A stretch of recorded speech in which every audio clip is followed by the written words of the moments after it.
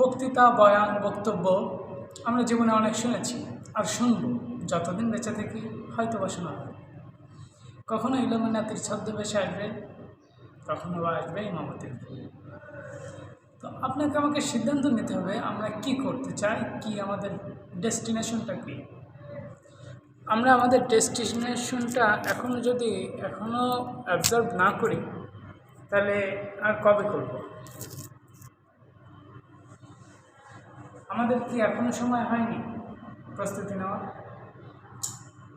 প্রস্তুতি শব্দটা টুপি পাঞ্জাবিওয়ালারা যখন বলে, তখন সেটাকে সাধারণত মিডিয়া নিয়ে যায় আপনার সাইকোলজিক্যাল প্রবলেমের দিকে। আচ্ছা, টুপি খুলে ফেললাম, পাঞ্জাবিও খুলে ফেললাম,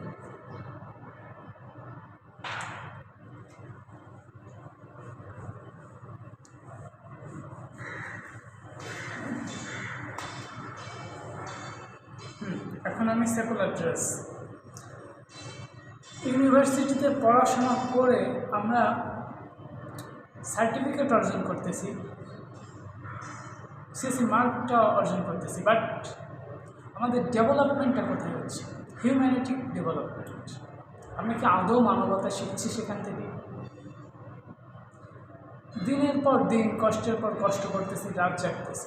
ইউনিভার্সিটি লাইফে আমরা কী করি? ইউনিভার্সিটি অ্যাডমিশনের সময় আমরা খুব পরিশ্রম দিয়ে পড়াশোনা করি, তারপর আল্লাহর ইচ্ছায় আমরা চান্স পাই। চান্স পাওয়ার পরে নতুন পরিবেশ, নতুন দেশ, নতুন একটা এলাকা, নতুন একটা অঞ্চল, তখন আর আমাদের কোনো বাধা বিপত্তি নেই। জাযাকাল্লাহ খাইরান।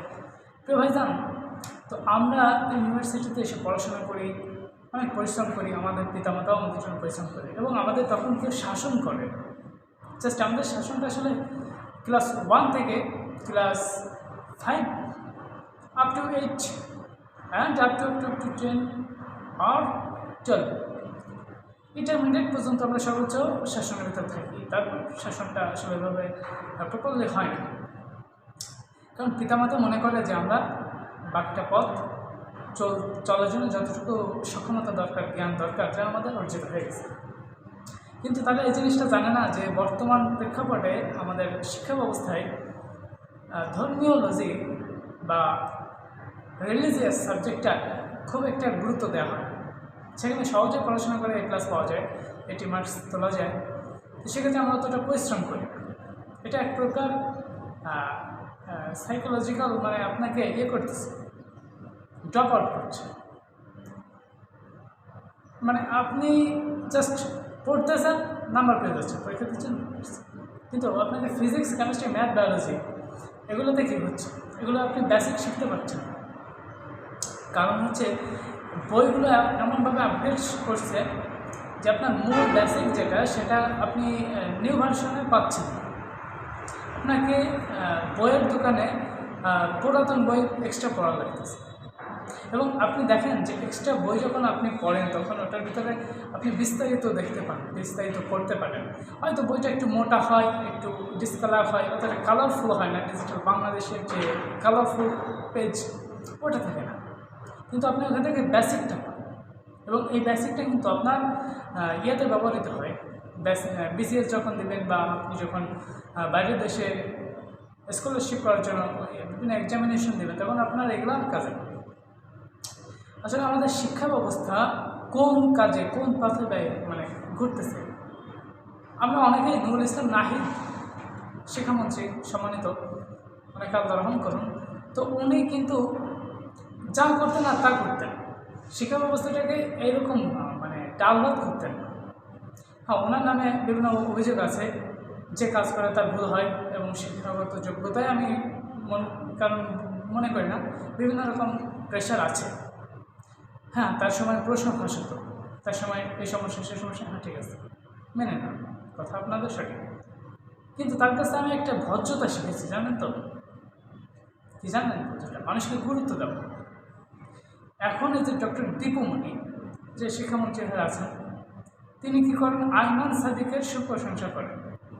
যখন আমি প্রথম ওই ভিডিওটা দেখছিলাম, আর দেখলাম যে দীপুমণি আইমান সাদিককে ভূয়সী প্রশংসায় উদ্ভাসিত করছেন, বলছেন যে আইমান সাদিক, তুমি এই বয়সে যা করছো, অনেকেই তা সম্ভব নয়, অচিরেই তোমার নামে ইতিহাস লেখা। হ্যাঁ, লেখা হতেই পারে, তাতেও আমার কোনো সমস্যা নেই।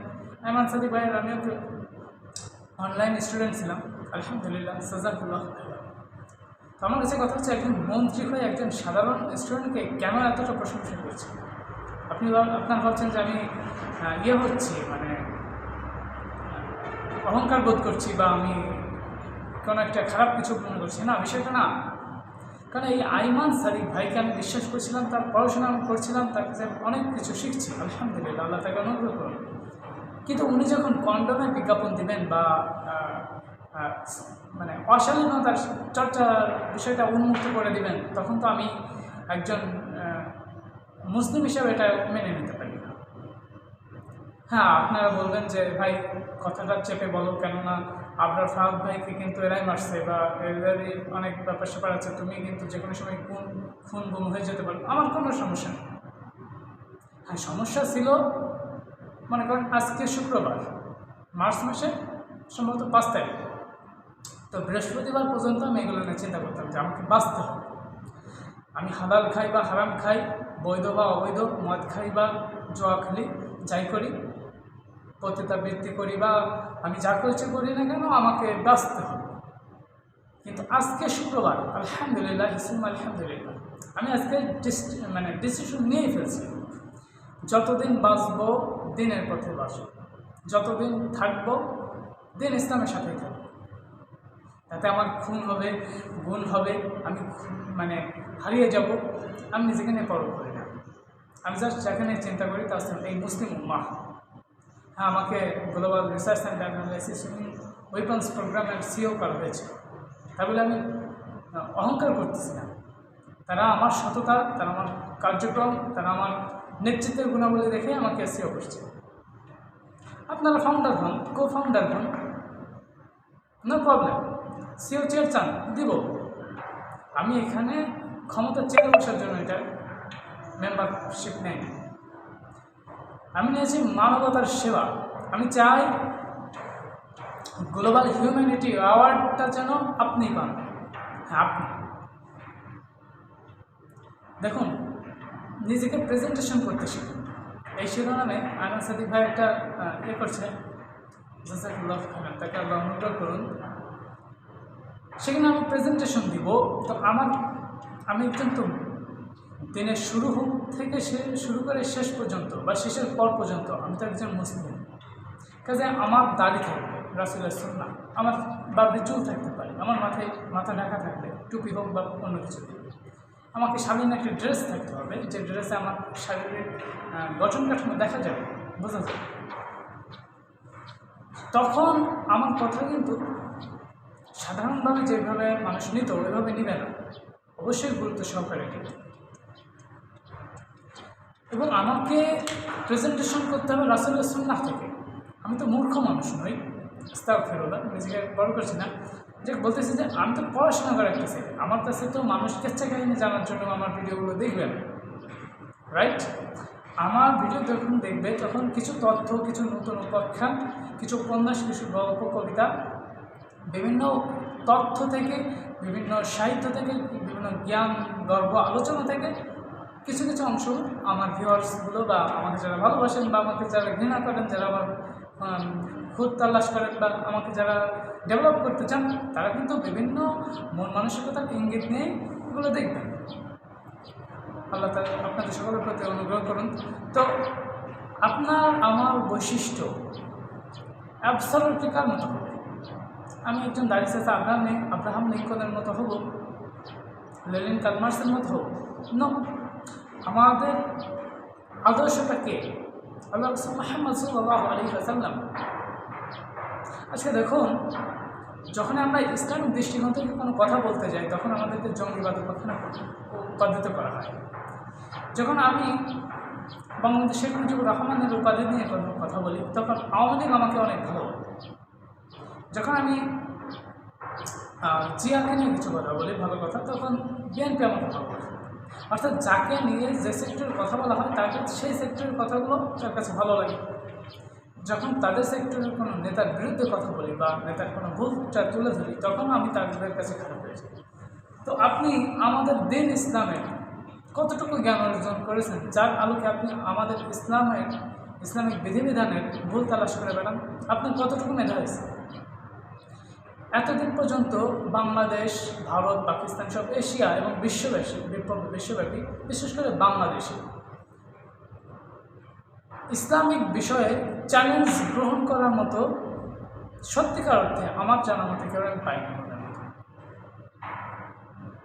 আমি যাদের কাছে আমরা যারা আশা করি সে সমস্ত আলেম বা স্কলার্স তারাও পরস্পর দ্বন্দ্ব সংঘাতে লিপ্ত, তারা পরস্পর অনলাইন বিজনেস নিয়ে ব্যস্ত, শো অফ,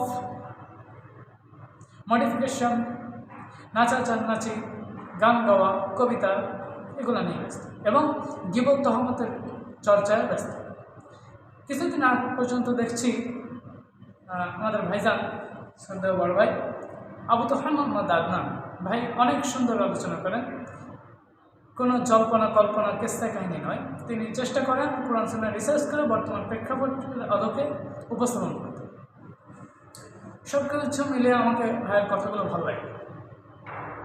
আসলে আপনার অন্তর্চক্ষু যদি ওপেন না হয় অনেক কিছুই ঘোলাটে মনে হয়। চশমাটা খুলুন, বাস্তবতা বোঝার চেষ্টা করুন। আপনারা আমাদের থেকে অনেক বেশি মেধাবী। Global research and analysis weapons program, এটার মূল প্রতিপাদ্য জিনিস কি জানেন? Child and old person is the atomic power in our social life. বৃদ্ধ এবং বাচ্চাদেরকে সম্মান করতে শিখুন এবং তাদেরকে প্রপারলি ইউটিলাইজ করুন, তাদের পেছনে সময় দিন। এটা আপনার ইনভেস্ট, এটা আপনার বিজনেস ইনভেস্ট, যেটার ফলাফল আপনি পরবর্তীতে পাবেন, ইহকাল এবং পরকাল। মহান আল্লাহ বলেন, ইয়া আইয়ুহাল্লাযীনা আমানু হাল আদুল্লুকুম আলা তিজারাতিন তুনজিকুম মিন আযাবিন আলীম। হে ঈমানদারগণ, হে বিশ্বাসীগণ, যারা আল্লাহর অস্তিত্বে বিশ্বাস করো তাদেরকে আল্লাহ বলছেন, তোমাদেরকে বলবো আমি একটা ব্যবসা সম্পর্কে, যে ব্যবসা তোমাদেরকে কঠিন আযাব থেকে বাঁচাবে। আল্লাহ বলছেন ব্যবসার কথা, আর আল্লাহ ব্যবসাকে করেছেন হালাল আর সুদকে করেছেন হারাম। তো ব্যবসা করার জন্য কিছু শর্ত আছে, আল্লাহর সঙ্গে শর্ত করবেন, চুক্তি স্বাক্ষরিত হবে। তো তুমিনুনা বিল্লাহি ওয়া রাসূলিহি ওয়া তুজাহিদুনা ফি সাবিলিল্লাহ বিআমওয়ালিকুম ওয়া আনফুসিকুম যালিকুম খায়রুল লাকুম ইন কুনতুম তা'লামুন। এই ব্যবসা করার জন্য শর্তগুলো হচ্ছে আপনাকে বিনা দ্বিধায়, কোনো দ্বিধাদ্বন্দ্ব ছাড়াই আল্লাহ এবং আল্লাহর রাসূলের আইনের উপরে বিশ্বাস স্থাপন করতে হবে এবং আল্লাহর রাস্তায় জিহাদ করতে হবে সর্বাত্মক প্রচেষ্টা। এই যে আমি দাওয়ার কাজ করতেছি, অনলাইনে কথা বলছি, এটা কিন্তু জিহাদ না, ভুলে ওটা মনে করা যাবে না। জিহাদ আলাদা একটা ইবাদত আর দাওয়া আলাদা একটা ইবাদত। এটাকে ওটা বললে তো হবে, তাহলে তো আপনার রিয়াকশন মিলে যাবে। বুঝতে পারছি? হাইড্রোজেন এবং হিলিয়াম কিন্তু এক জিনিস নয়, যদিও দুইটাই গ্যাসীয় পদার্থ। হাইড্রোজেন পজিশনে 1 নম্বর কলামে আছে আর হিলিয়াম আপনার 18 নম্বর। মাত্র একটা পরমাণুর ক্রমশ ডিফারেন্সিয়েশনে 1 থেকে 18 চলে গেল। হাইড্রোজেন আছে 1-এ, হিলিয়াম 18-তে। তো আপনাকে যেটা ইনভলভ করা আমি চেষ্টা করবো ইনশাআল্লাহ কোরআন সুন্নাহ থেকে যতটুকু যা পড়ছি, এখনও বেশি একটা পড়া হয়নি। Scientifical research and analysis weapons program, এটার মাধ্যমে আমি আপনাদেরকে সমসাময়িক বিষয়, পূর্বের বিষয় এবং পরবর্তী বিষয়, মানে কোরআন সুন্নাহ, we believe that all problem has solved, all social problem has solved, all aeronautical problem is solved by the Quran Sunnah roads and highways. হ্যাঁ, রোডস অ্যান্ড হাইওয়েজ যুক্ত করার মানে হচ্ছে আপনাকে অবশ্যই ইসমা কিয়াস মানতে হবে। কারণ আমি এটা বলি যে আপনি কোরআন সুন্নাহ থেকে রিসার্চ করবেন, সমসাময়িক বিষয়ের অনেক প্রেক্ষাপটে অনেক কিছু আপনি বুঝবেন না, যেগুলো আপনাকে বুঝতে হলে নিজে গবেষণা করতে হবে। তখন আপনি রোডস অ্যান্ড হাইওয়ে, অর্থাৎ আমাদের আকাবির সম্মানিত যারা আছেন তাদের ব্যাখ্যা বিশ্লেষণগুলো যদি আপনি ফলো করেন তো আপনি ইনশাআল্লাহ লাভবান হবেন। এবং আমি বিশ্বাসী এগুলো দ্বারা লাভবান হওয়া সম্ভব। আমাদের সমাজে যে ধর্মীয় যে বিষয়গুলো নিয়ে আমাদের ভিতর মতবিরোধ আছে, আপনি যদি কোরআন সুন্নাহ রিসার্চ করেন এবং প্রতিদিন মাত্র 1 ঘন্টা করে পড়াশোনা করেন, যারা ব্যস্ত আছেন, আর যারা আরও বেশি সময় দিতে পারেন দিন, আলহামদুলিল্লাহ, আল্লাহ আপনাদের তৌফিক দিন। তো আপনি কী হবে যে আপনি বুঝতে পারবেন বিষয়টা, যে এই যে একামত আমি জোর সংখ্যায় দেবো নাকি বিজয় সংখ্যায় জোরে আমি বলবো নাকি আস্তে আমি বলবো, বুকে হাত বাঁধবো নাকি নিচে বাঁধবো নাকি বাঁধবো না, সালাহ কোন দিকে ই করে সালাহ আদায় করবো, আমি মাজার পূজা করবো কি করবো না, পীরকে মানবো কি মানবো না, কোন মানুষের কথা মানবো কি মানবো না, অল টোটাল কোরআন সুন্নাহতে রয়েছে। Islam is the complete code of life. আমাদের মুজিবুর রহমান স্যার বলছেন, এই কথাগুলো বলতেন। আপনি রিসার্চে আসুন, আপনি মেডিকেল সায়েন্স নিয়ে পড়াশোনা করতেছেন, মেডিকেল সায়েন্সের বইগুলো কত কষ্ট করে পড়েন, ইঞ্জিনিয়ারিং পড়তেছেন কত কষ্ট করেন, কিন্তু আপনি যে দিন শেষে এবং দিনের শুরুতে মুসলিম, আপনি কি মৃত্যুর পর পর্যন্ত কি মুসলিম থাকতে চান না? আপনি কি চান না যে আপনার কবর দেওয়ার সময় লোকে বলুক বিসমিল্লাহ ওয়ালা মিল্লাতি রাসূলুল্লাহ? এটা সত্য বলুন। আপনি যদি রাসূলের মিল্লাত বাদ দিয়ে কোনো ঘোষক বা জাতকের মিল্লাতের উপর মারা যান, তা কার লস? বলুন কার লস? আমার লস না আপনার? শুনুন, মহান আল্লাহর কাছে দিন ইসলাম ব্যতীত গ্রহণযোগ্য আর কোনো জীবন ব্যবস্থা নাই। আপনি গণতন্ত্র বলেন, সমাজতন্ত্র বলেন, রাজতন্ত্র বলেন, পীরতন্ত্র বলেন, বা যে যাই বলুন, আল্লাহ রাব্বুল আলামিনের কাছে একমাত্র ইন্না দীনা ইনদাল্লাহিল ইসলাম, ইসলাম ছাড়া আল্লাহর কাছে কোনো গ্রহণযোগ্য জীবন ব্যবস্থা নেই। এবং দিন ইসলামকে বাদ দিয়ে অন্য কোনো জীবন ব্যবস্থা তালাশ করাটা আল্লাহর কাছে গ্রহণযোগ্য হবে না, এবং সে পরকালে ক্ষতিগ্রস্ত দলের অন্তর্ভুক্ত হবে। আপনার দলে করতে পছন্দ করেন না অনেকে, আমি জানি, এবং অনেকে আবার খুব পছন্দ করেন।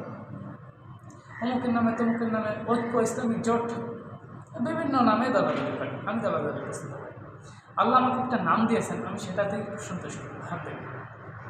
এখন আমি এই দলের ভিতর ঢুকলাম, মুসলিম, আমি নিজেকে পরিচয় দিচ্ছি, আমার মালিক বলছেন وَمَنْ أَحْسَنُ قَوْلًا مِمَّنْ دَعَا إِلَى اللَّهِ وَعَمِلَ صَالِحًا وَقَالَ إِنَّنِي مِنَ الْمُسْلِمِينَ। কথাই তার চেয়ে কে উত্তম যে মানুষকে ডাকে আল্লাহর পথে নিজে নেক আমল করে আর বলে আমি একজন মুসলিম। এখন মুসলিম আমি পরিচয় দিলাম, আমার দাড়ি নাই, রাসূলের থেকে দাড়ি রাখি না, এটা কেমন কথা? আমি ঘুমাই আমার নিজের ইচ্ছা মতো।